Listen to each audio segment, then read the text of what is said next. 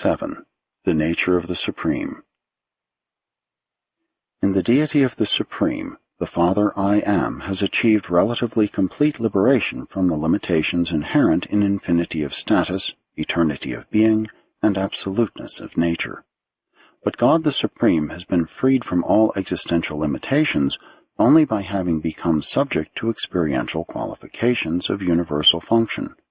In attaining capacity for experience, the finite God also becomes subject to the necessity therefor. In achieving liberation from eternity, the Almighty encounters the barriers of time, and the Supreme could only know growth and development as a consequence of partiality of existence and incompleteness of nature, non-absoluteness of being.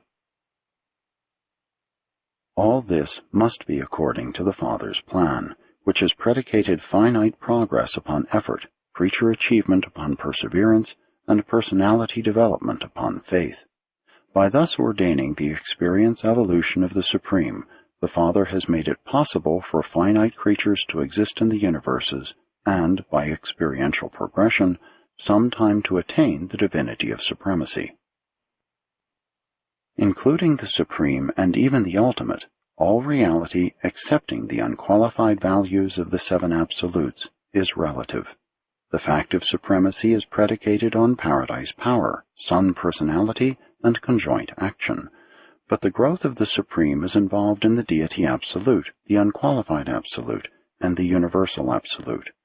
And this synthesizing and unifying deity, God the Supreme, is the personification of the finite shadow cast athwart the grand universe by the infinite unity of the unsearchable nature of the Paradise Father, the first source and center.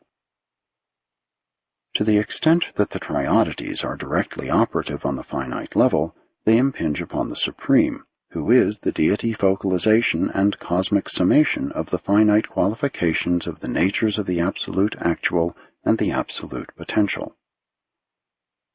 The Paradise Trinity is considered to be the absolute inevitability.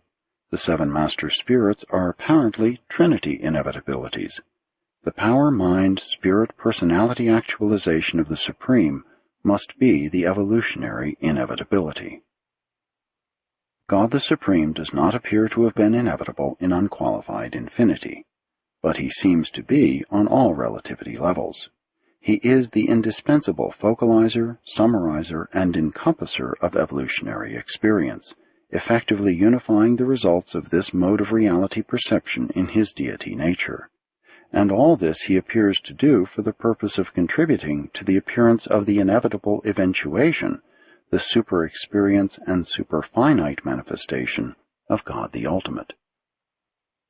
The Supreme Being cannot be fully appreciated without taking into consideration source, function, and destiny, relationship to the originating Trinity, the universe of activity, and the Trinity Ultimate of immediate destiny.